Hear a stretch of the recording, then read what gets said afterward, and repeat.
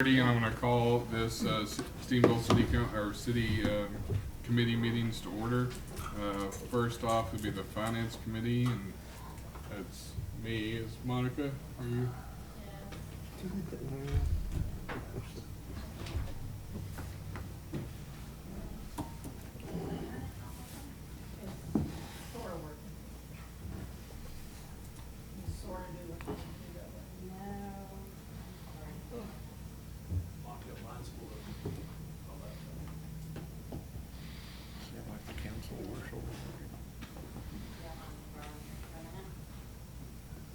Thank you, Steve. I learned from last time. Okay. So we decided, because of one of the reasons was the Senate bill, I think it was 1851, that we were gonna go out for bid again on our auditor's services this year. So we did. We put them out there. We got 4 submissions from some really good firms, and the one that when we evaluated it, the high scoring was Brooks Watson and Company. They did our audit 2 years ago for 5 years, so I think we brought them in fiscal year maybe 18, and they did our audit for 5 years. And the audit fee for the first year was $62,500 was the proposed cost. That's a little bit above what we had, but I don't think we're gonna have to do a single audit year this year, so it'll be okay. We'll just have to wait and see how that goes. But so we're asking you to give a positive recommendation to let us do business with Brooks Watson and Company again. If I could, Yes, sir. Monica, could you explain for everybody's benefit the reason for going out to request proposals? Because there have been some changes in the state requirements for us, and I Yes. just wanted you to explain that for people. So we've always supposed to get our audits done by 180 days after the fiscal year. We've struggled with that the last 2 or 3 years with all the new GASB pronouncements and everything that we've had going on.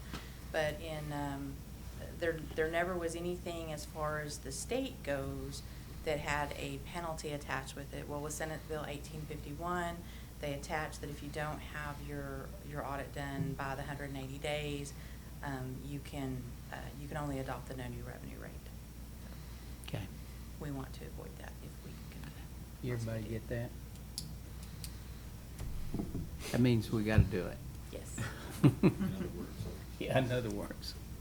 Do we expect any delays going to a different company? The first year is always a little bit of a discovery. That's actually kind of one of the good things with going back to Brooks Watson, is they have some historical information of the way we've done business, some of our, a lot of our internal controls, because not a lot of that has changed. And so they do have a lot of historical information already built in to their knowledge. I mean, So they'll have to catch up on the 2 years that. yeah, if anything that's changed. To be fair, in her RFP, they stated the timeline that it needed to be completed in. All 4 companies had responses directed at Senate Bill 1851 and had established timelines that would put us in compliance. But that's one of the reasons you're hearing it tonight, and it's on the special council meeting after this, so that we can get started immediately. Yes. Okay. Any other questions for Monica? It's a pleasure of the committee. Well, Mr. Chair, I move that we take the staff report, we select the Brooks Watson and Company as a recommendation to the city council for on a positive recommendation to Second. select them. Okay, got a motion by Gerald and a second by Brandon. Any other discussions? All those in favor say aye. Aye. Aye. Thank you, Monica. That will move forward to council with a positive recommendation. Next is a presentation by Emergicon and a request to write off uncollectible ambulance billing accounts.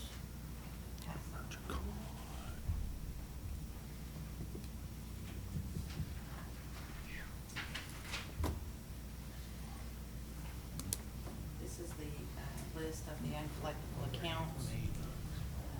We started doing business with Emergicon in January 2023. And this is the first write-off that we brought to you. Thank you. I just want to say up front, this is confidential information, it's billing information. If you have a question about a particular charge, we ask that you limit it to the date of service and the ambulance run, that we leave any patient name out. There's no medical information on there, obviously, but it is still confidential. So what we're asking is, over the last 2 years and 9 months, we've had these accounts that are not collectible. We're asking us to write those off in the amount of $578,145.83. These are just the,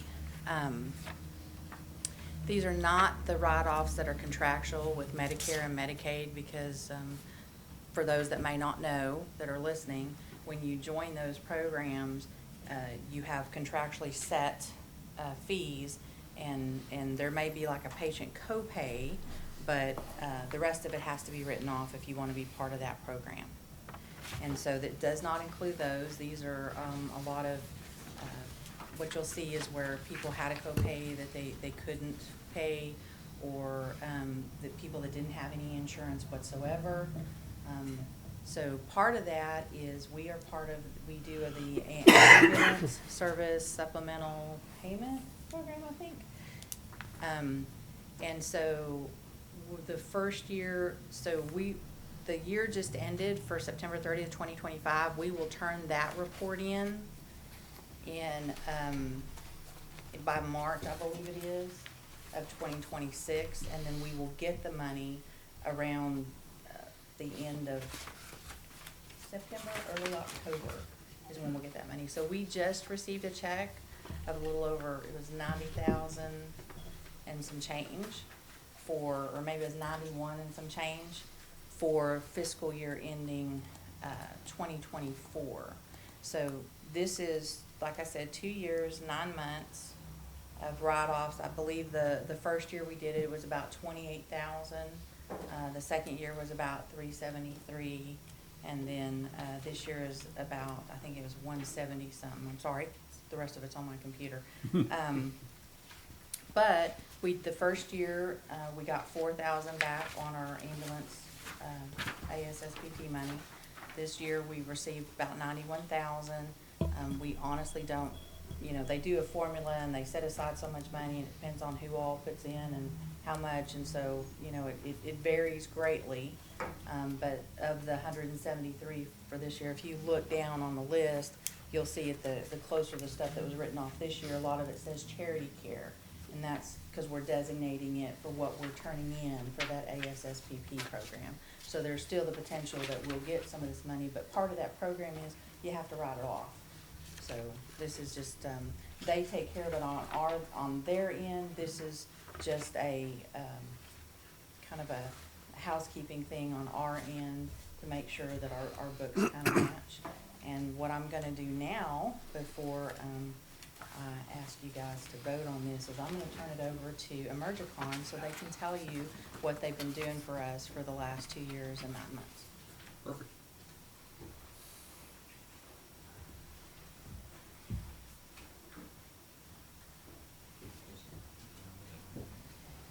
That's what I'm wondering.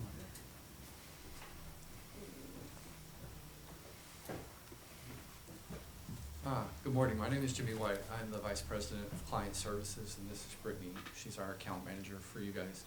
So just overview of how this works. When an ambulance ticket or run is assigned to us, we'll send it through our pre-billing system, and our people will look in all the databases, all the insurance, Medicare, Medicaid, and try to find payers for these individuals. If we can't find payers or good contact information, if we find it, then obviously we're gonna submit it to that commercial insurance, the government payment plan, what have you. If we can't do that, then we will reach out to the patient, either by phone, several times, we'll send them letters to their home and ask, do you have a payment, insurance? And if so, we would like to do that. Don't wanna bill you. And if then they don't, then we'll ask, can we set up a payment plan and can we move forward like that?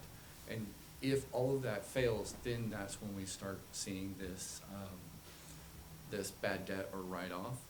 But, this continues to happen for at least the 120 days. We will continue to have it on our books and continue to look for payers and payment from that patient.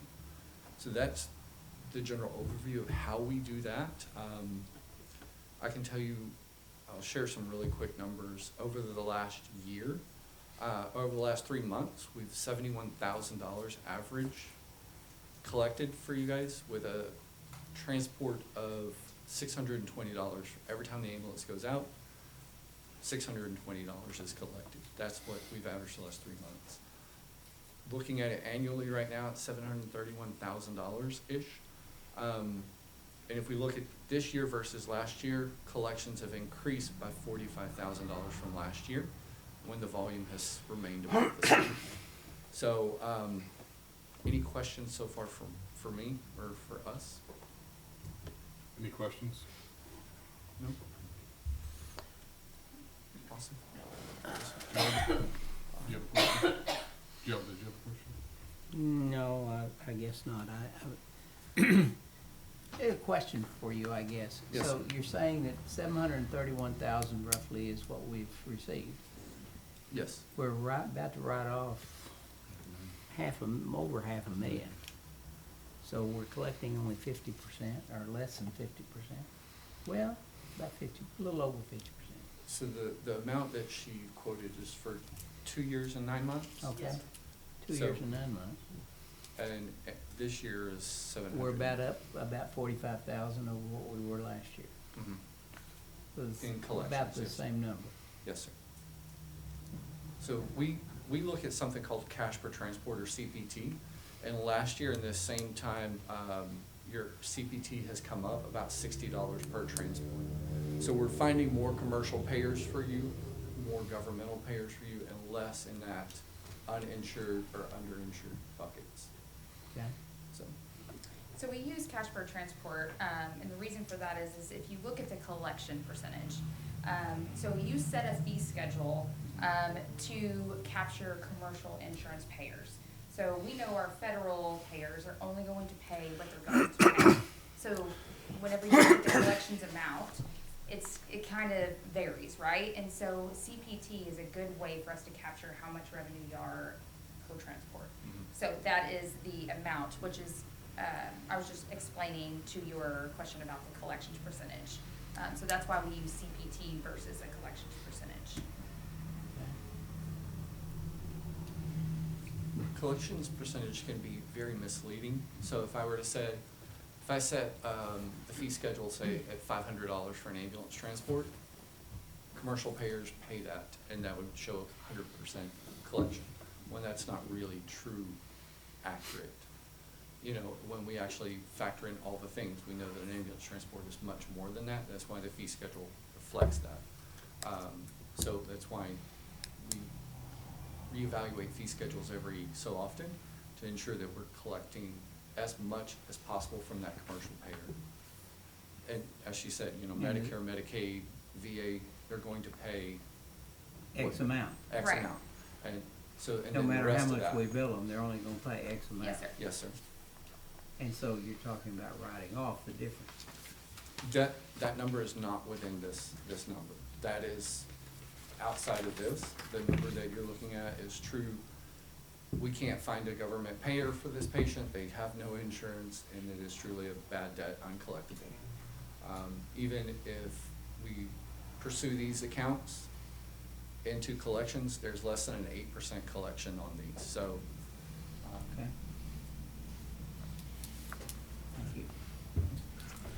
I want to say, when we were with the previous billing company, our cash per transfer was a little over 300 per transport, so we've gotten that number significantly up. Thank you, Monica. Yes, ma'am. Can I ask a question? Of course. So the numbers vary so, I mean, the amounts vary so much. Is that there's multiple trips in the ambulance on that, or is that it was just more expensive on that trip? So there's a couple reasons for that. Each one of those is an individual incident or transport. Mhm. So, if I were to take 2 trips, I would get 2 incidents and 2 separate lines. Oh, okay. But each transport is coded differently. So if I have a heart attack, that would be coded different if I broke an arm. Okay. So that is part of it. The other piece is, what am I, the word I'm looking for? Level of service, so. Level of service. Level of service, mileage, there's many factors that go in, so, not every transport will come out to be the same billed amount. Okay. And what you're seeing on that report is what's due. And then you will also notice that, like if you have a co-insurance or a deductible that is due, Right. that deductible may be in there. Okay. Yeah. So the insurance paid their part, but the patient Right. is unable to pay that Okay. deductible. What you're seeing is whatever balance is left on the account, not necessarily the original amount owed. Okay. Perfect. Thank you. Jen. So in that case, something may have been collected, that is just the Right. remaining. Okay. Any other questions? Chief Isbell, is there something you want to share as well? We just work closely with Emergicon in the billing piece, so we collect data on our run sheets, and that gets submitted every day. I mean, their billing starts immediately. Well, if there's any errors in our documentation, we get notified immediately. We work back with them to make sure we've got correct data. It's not as easy, so we're part of that tracking down of the data, because, you know, patients local, or we can get more information that wasn't documented the first time around. Any other questions? Thank you for Thank coming. you. Chairman, may I ask a question? Absolutely. I'm curious, do y'all do these services for other municipalities? Yes, sir, we are actually the largest in the state. Okay, are we average on collections, above or below, or? So it varies based on, payer mixes and things like that from city to city. There are different things that go in, but for your city, yes, sir, y'all are actually doing very well. Okay. That's good. Thank you very much. Thank you. It's the pleasure of the committee. Mr. Chairman, I move that we write off the $578,145.83 emergency ambulance receivables deemed uncollectible. Second. We got a motion from Brandon, second from Gerald to send this to council with a positive recommendation. All those in favor say aye. Aye. Aye. If you guys don't mind, will you hand these back so we can get them to the city secretary and back to the finance director?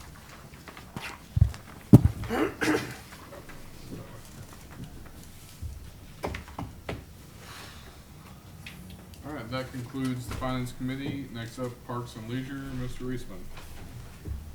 Thank you. I'd like to have, Darren, would you come forward, please?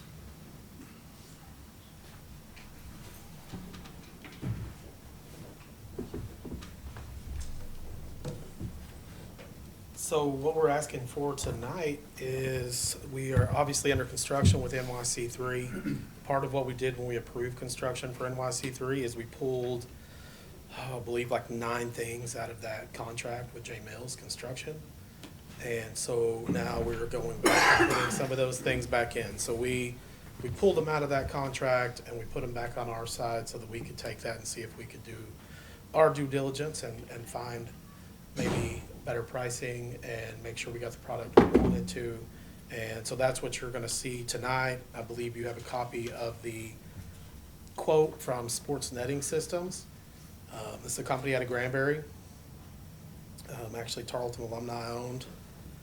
And so what we did was, the way the field was spec'd from the architect, it had a netting system, so we're gonna see a mesh backstop instead of a chain link backstop.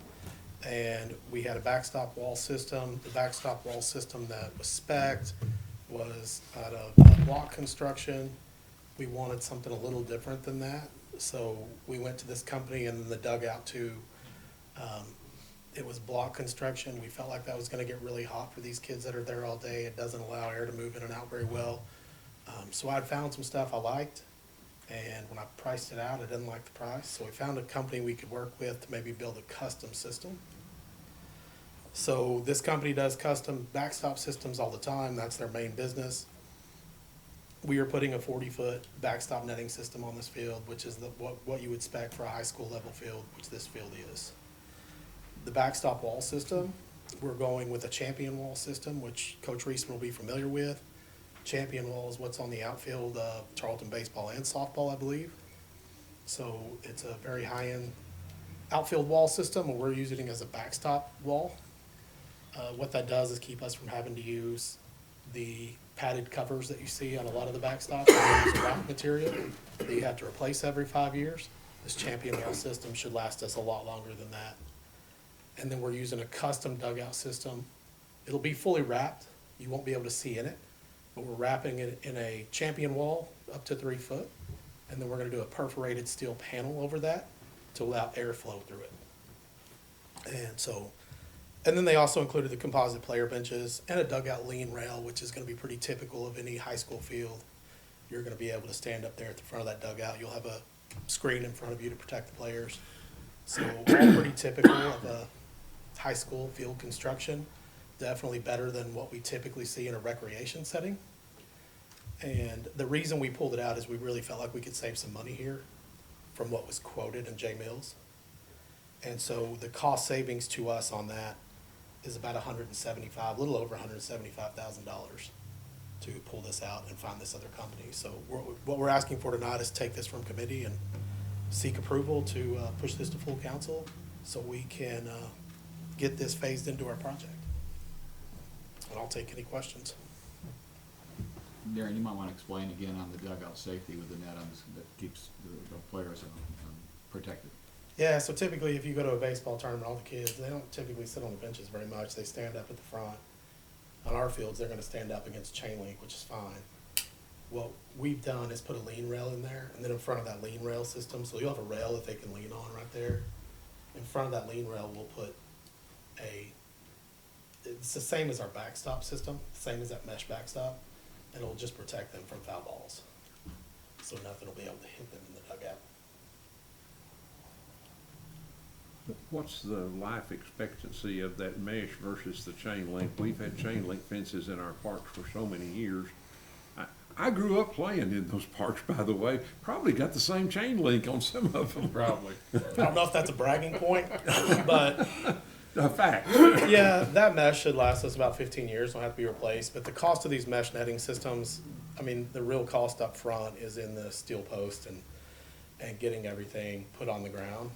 Once you're replacing the net, it's fractional compared to what it costs to actually get it installed the very first time. So, but it also, from a tournament standpoint, which we're having a lot of tournament play here, and then just from our recreational leagues that play out there, the viewing experience is very different from a mesh system and a chain link system. You don't realize how much chain link obstructs your view until you go to somewhere that has a net backstop. Okay. So I just think it's a step in the right direction and what we would probably want to see eventually on all our fields. And so that's why we wanted to work with this company specifically. They're right down the road. They custom manufacture all their own stuff. And so we feel like it's going to be a good long-term relationship for us. Do you know what the turn time is for this? I mean, they're doing shop drawings right now. So we should have everything on the ground within 4 to 5 weeks. Oh. So we're waiting on irrigation right now on the fields, and then we've got, once they get the irrigation, they'll do the final grading and then do flat work and stuff like that. But we want to get the netting in so that the flat work and the netting go together because the poles are going to be in our concrete. I think if people wanna see what the netting kinda looks like in the poles, they can go up by the university, they can see them up there that we installed up there. It's gonna be exactly like what's Yeah. at Tarleton on several different So you get a areas. chance That's to- the reason we switched from what was spec'd in the architects stuff to this system is it brings down the price, but I think it's a much more stout system. What they spec'd is from a specialty sports company and it's put together on site. It's really common. This comes in, it's gonna be 4 big posts. It's 2 posts, 1 on each dugout, and then 2 posts to tie back to. So it's a 4-post system, 40-foot high. It's exactly what you're gonna see probably at Stephenville High School. Probably similar to that system.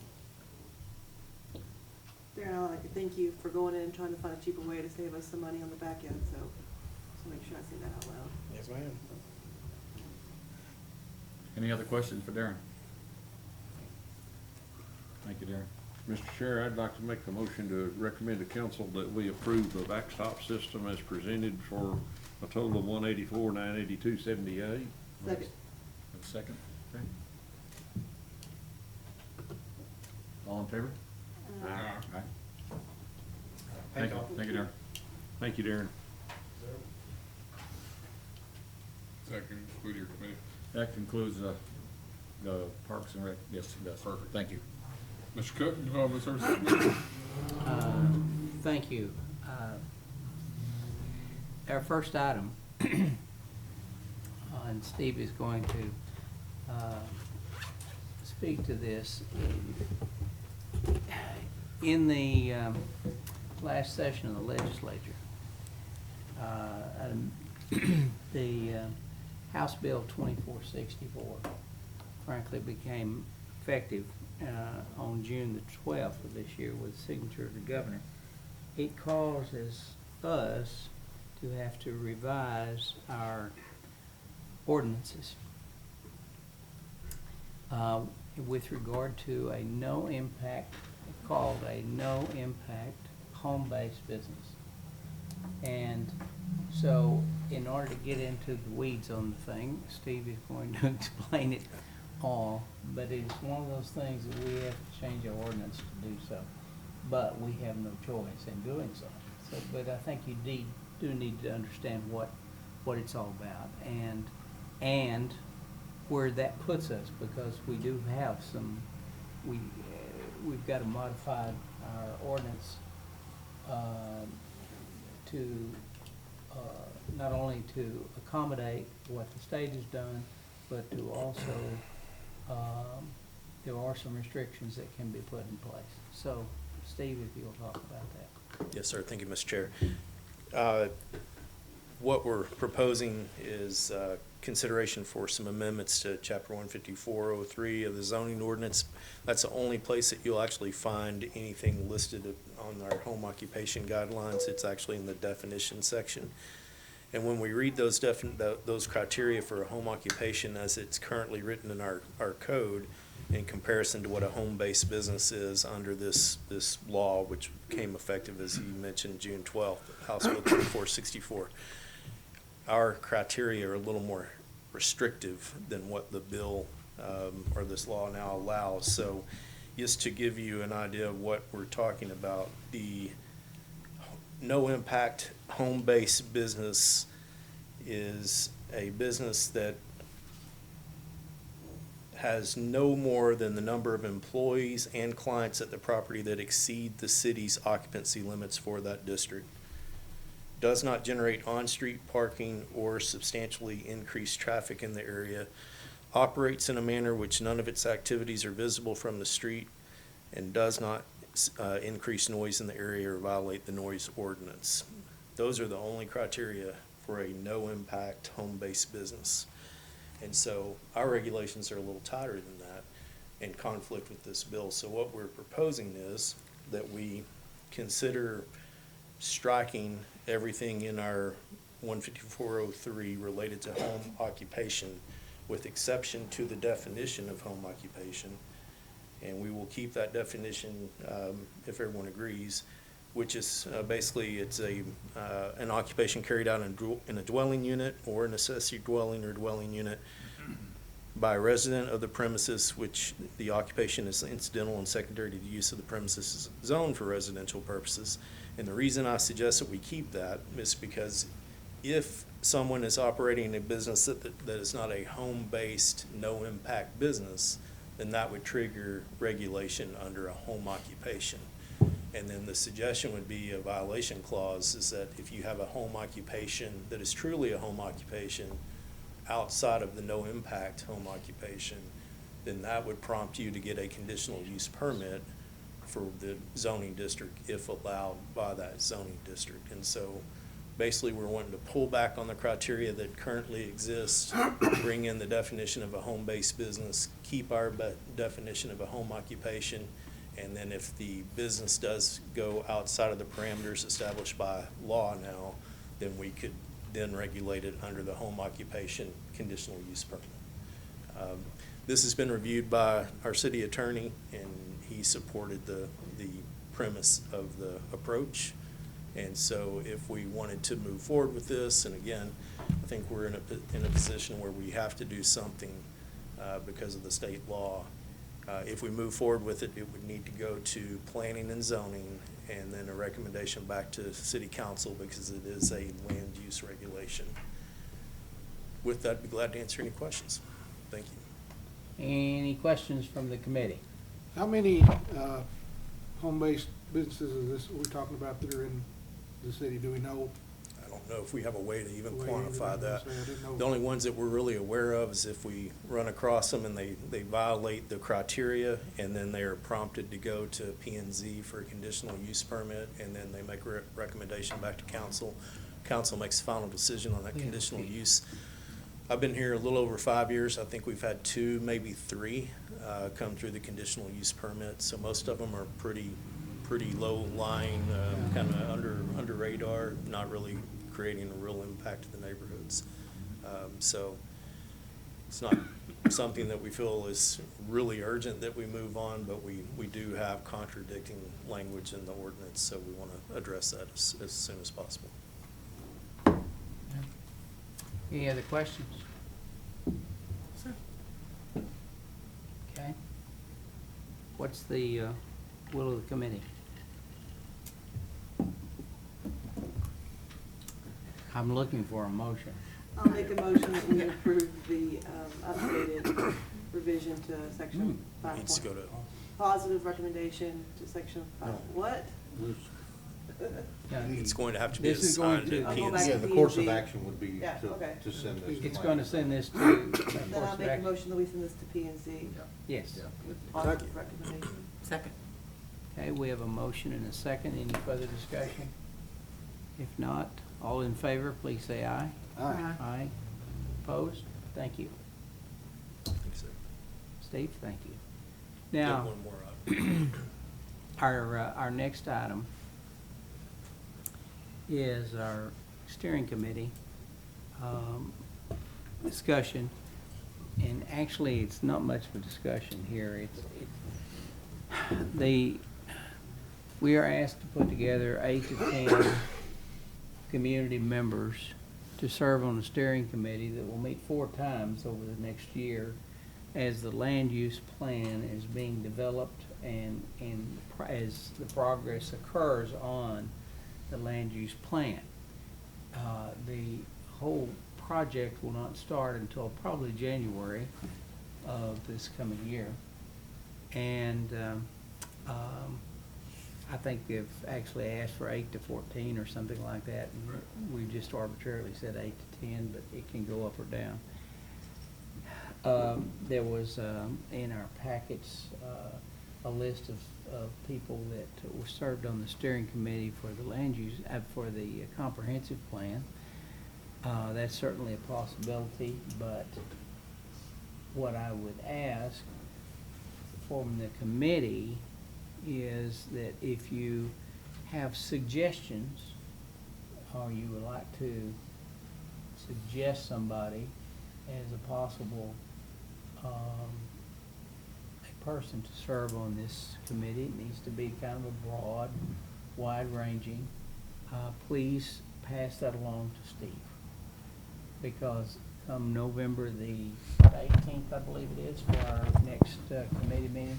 That's when we will have the list put together for this committee to make a recommendation to the council on. And we just need to gather that, and this will give some time to take the names that are recommended and to do a little look at the background or and whatnot, and come up with a list to pick from, if you would. And so, if you would, and I would open that up to everybody on the council, if you would. City residents, or does it can be city and county?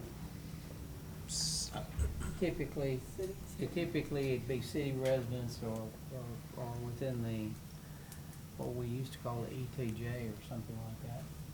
But there's no restrictions on it right now. No, there's no legal restrictions, but remember, you're redoing your land use Yes, sir. codes for, within the city. I would think you would want them to have some tie. Yeah, there was just a few people on this list that I noticed that weren't, I know it's old, but that's what I was You asking. may have business owners or something like that, Yeah. but. There's gotta be some kind, you really kinda wanna have a tie there. So we just send them to Steve? Send them to Steve, if you would. Okay? And then come November meeting of the committee, that's when we will decide. We'll Okay? have that, we'll compile all the names that you give us and have that for you. That's right. That night to consider. Okay? Mr. Chair, could I ask a question? Of course. The people that are recommended, should they be contacted to see if they're interested in making that kind of a long-term commitment? That will be fine, but that's one of the things as far as the screening goes. If you'll recommend somebody and everything like that, these guys are gonna contact them. Okay, that's fine. And we do have a letter already that will explain it all to them. And so if you recommend somebody, they're going to be contacted, and they're also going to get a letter to see what it's all about. See if they're really interested in doing it. Excellent. Okay? But it doesn't keep you from naming anybody. Okay. Okay? All right? Any other questions? Okay. That's all we have then. Thank you, sir. Thank you. Public Works Committee, Mr. Nix. Well, there it is. Technology is not my friend, Mr. Mayor Pro Tem, but thank you. We have several items, and we're gonna breeze through these very quickly, I hope. The first item is the interlocal agreement with the City of Fort Worth. For almost 30 years, the City of Fort Worth has conducted a program for us to dispose of hazardous chemicals. That's in an attempt to keep anyone from disposing of these improperly in a way that might contaminate the groundwater or go through our wastewater treatment plant and create problems out there. And we have seen that happen on numerous occasions when things come through that plant that create problems for our system as a whole, and then the final outcome is created lots of problems. They started off this service at a $50 per voucher. That's per resident. Each household has the opportunity to apply for a voucher. They started that off at a $50 fee, and then they went to a $95 fee. That's what we were for this year's collection. They have now recommended going to $125 per voucher. We have no other service that we can provide them that will offer this for them to dispose of these things properly. This has been a tremendous asset to the community. It provides anyone the opportunity as a resident to dispose of these things and not create problems for themselves or for others. We have budgeted for this. Staff recommends that we cap the maximum number of vouchers at 40, at $125 per voucher. That would be a $5,000 total. That way we can continue to offer the service and cap it at a certain amount, and then based on what happens this year, if we need to increase that next year, we can do so. But that we can do this way and it's no cost to the residents, it is included in the cost of doing business for the city. Any comments or questions? I'm sorry, I'm sure you said this. Okay, I see it now. 47 is what we used before. Yes, sir. Okay. So 40 is not gonna just drastically We affect us. we issued 47, but only 39 of them actually came. So, you know, we're trying to stay within that threshold of actual participants last year. Okay. That's all I have. The will of the committee. Mr. Chair, I'd make the motion that we send the interlocal agreement with the amendment as presented to council with a positive recommendation. Second. Got a motion and a second. Any other discussion? All in favor say aye. Aye. Aye. That's unanimous, so that will go to the council with a unanimous recommendation to accept that proposed amendment to that interlocal agreement. Next item is meter reading base stations. I may be the only one that was on the council when we implemented the automated meter reading system for our water meters that we're using right now. It eliminated the need for several people to read these meters manually. By doing this, it's all done electronically. It goes to these two base stations, which in turn transmit it to our billing system so that each individual meter can be read and then transmitted and then billed based on usage. Those have reached the end of their normal lifespan, which is about 10 years. Those two base stations need to be replaced. They're both on our water towers to give them high access or a high point for the access to radio frequencies that the transmitters send them the information on. Aquametric Sales is the provider for this because the system is theirs. We have gone through them to provide the system itself, and because of that, they will need to be the one that provides these two base stations for us. The two of them are going to be at a cost of $89,768.97. That's a little less than what we budgeted for. They anticipate that those could be installed within 60 days after approval. This is a part of the system that's necessary. Otherwise, we'll have to go back to reading those manually, which we do not want to do. But this is a part of the upgrade and continuing to maintain the system at peak performance. Questions or comments? Are we looking another 10-year lifespan on these as well? That's anticipated to be a minimum of 10 years. Part of this, the system has changed. Those of you who use a flip phone, no, nobody here besides me had a flip phone. If you remember, they quit servicing those flip phones, and we're running into the same problem with this. Technology has changed, and so now we have a new system, and so that's what they're providing for us now is the newest system in these two base stations. Thank you. Mr. Chair, I will make the motion that we send the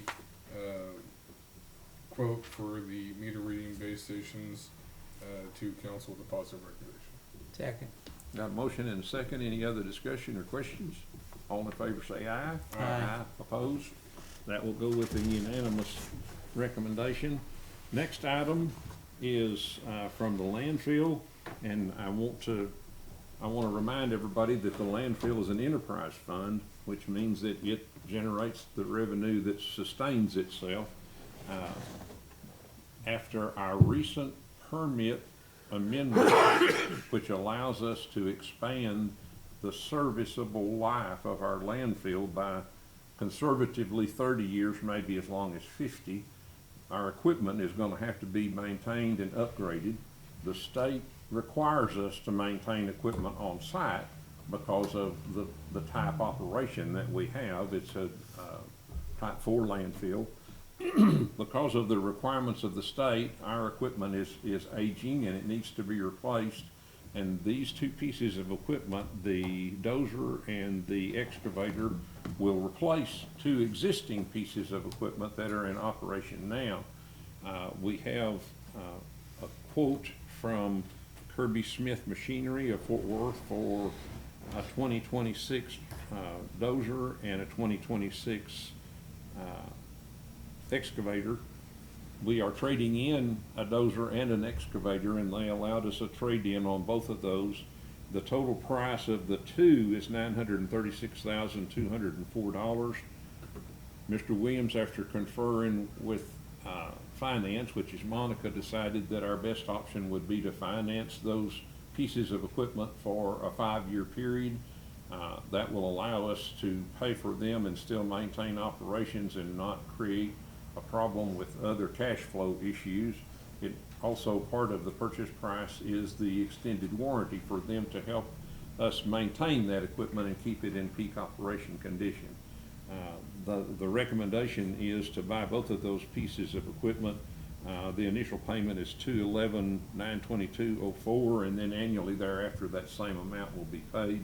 The landfill is currently operating in the black, and anticipated that it will continue to do so with the development and the demolition that continues to happen in and around our area. And by the expansion that we have out there, I think we'll continue to see more of the type fill debris come in because of what's going on not only in the city but in the surrounding area. The recommendation from staff is to approve the purchase of these two pieces of equipment using landfill funds, which are available and which were budgeted. And these two pieces of equipment then are anticipated to have another service life of about 8 to 10 years, which is what the equipment we're trading in is about 10-year-old. Looks like it's 20-year-old equipment. The one we're keeping is 10, I'm sorry. I'll brag on Mr. Williams and his employees at the landfill, because they do take good care of the equipment and they try to make it last as long as possible. Those of you who haven't been out there, you'll find it interesting to go and see some of that equipment in operation. Can I ask a question? Yes, ma'am. If this is approved, then how soon will the new equipment be here? They anticipate delivery on those in about 90 days.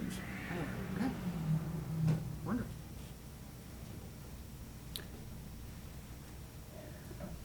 Mr. Chair, I move approval of the proposals for the new dozer and excavator.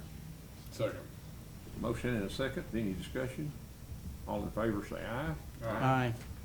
That will go to the council with a unanimous recommendation to approve that purchase. The next item on the agenda deals with our wastewater treatment plant. The wastewater treatment plant is an integral part of our system because all of the, I hate to say it this way, but all of the waste that we generate in the city goes through this wastewater treatment plant and then has to be treated numerous ways and numerous times and then discharged into the river. This plant is about 30 years old, if I remember right. I think 94 or 95 was when that plant was put in operation. Our employees and now the firm that we've retained to take care of it have done a good job maintaining it and operating it, but because of its age, Mr. Williams felt like that it was in our best interest to do a little more in-depth evaluation of it. And he has a professional services agreement with Providence Engineering to perform a comprehensive wastewater treatment plant process and efficiency analysis and condition assessment, as well as develop a wastewater treatment plant capital improvement plan.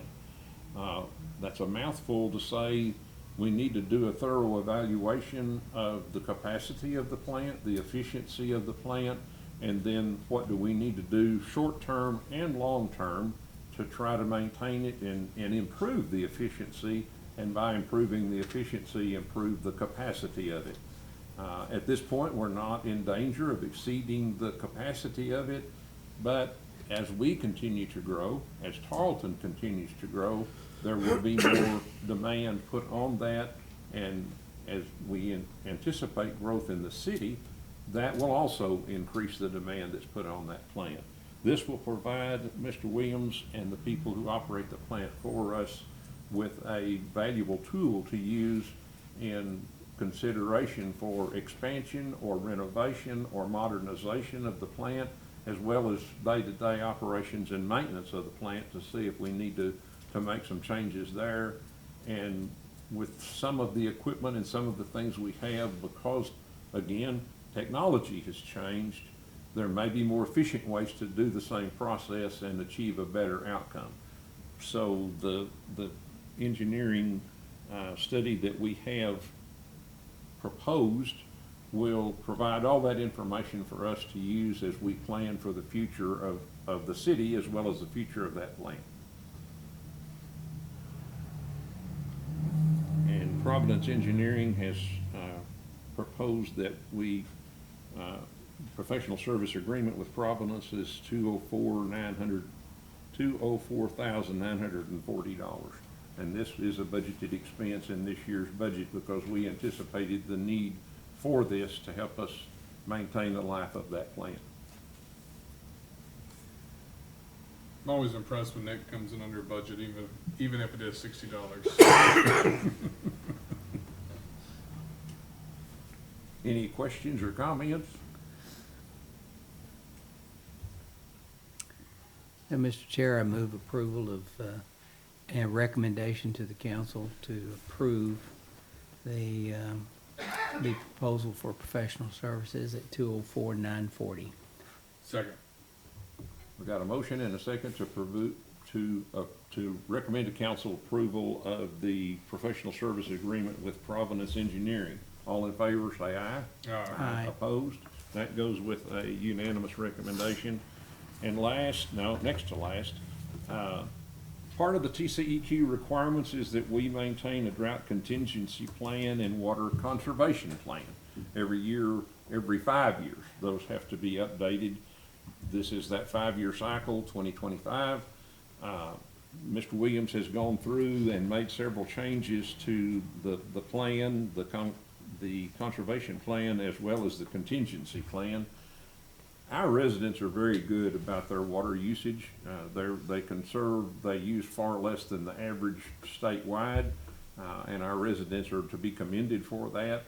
But nevertheless, we still have to provide this to the state that says we are monitoring and maintaining the system and that we are doing our best to encourage the conservation with our residents. These things will be submitted to TCEQ upon council approval, and you can read through them and see the changes that Mr. Williams has made. There's not any huge changes. They're just updates based on where we are today versus where we were 5 years ago. Any comments or questions?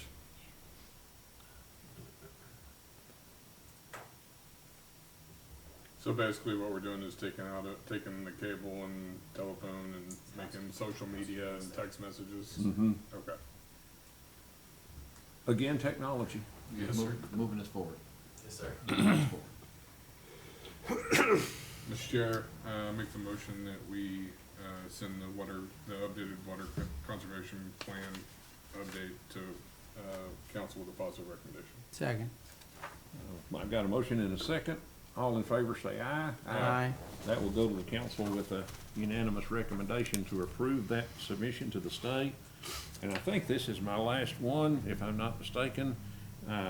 Waste Connections has come to us with a proposed rate adjustment for the collection, hauling, and disposal of municipal solid waste and construction and demolition waste. Their franchise agreement with the city of Stephenville allows them to come to us annually and request that based on a consumer price index number. This year that number is going to be, I want to say 2.55%. The residential and commercial polycart rates will go up by 42 cents and 68 cents respectively. The hauling rate has not changed. They agreed to hold that as it is. But the other rates, the other commercial rates will go up by that same 2.55%. This is another Another part of having a contract with someone that they review that annually based on the CPI and then based on their own operating costs and experiences. And Waste Connections has done a good job taking care of the customers in the city. And this is, again, a part of the contract that allows them to come and ask for this, what I would consider to be a minimal increase, considering the cost of other things that I buy in other places has gone up.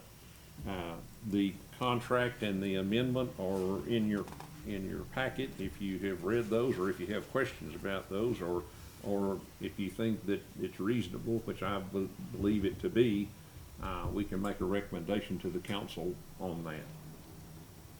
Was the increase similar to what it was the year before? Actually, less, I believe. I'm sorry, I don't have that CPI from last year, but I do believe it was higher than this. I want to say 4.6%. Wouldn't get that exact number to you, but we did feel like it met the CPI contract language exactly. Thank you. Yes, sir.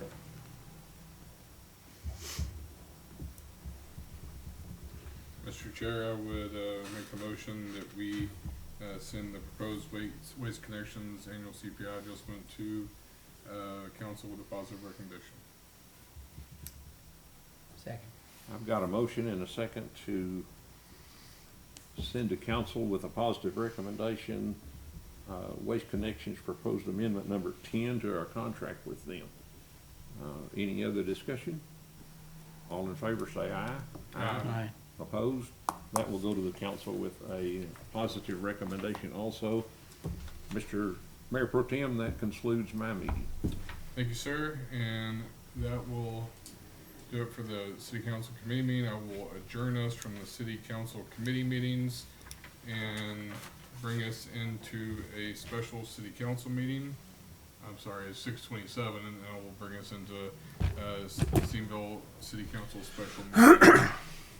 First on the agenda would be the Finance Committee report. As we all remember, we met a second ago about the awarding our audit contract for audit services beginning fiscal year ending September 30, 2025. As Monica spoke, we did get a total of 4 submissions, and they were all independently evaluated. And she is recommending, and the committee recommended that we award the contract to Brooks, Watson and Co. With a proposed cost of, in 2025, is $62,500. The total proposal for the 5-year contract would be $318,450. Is there any questions about that?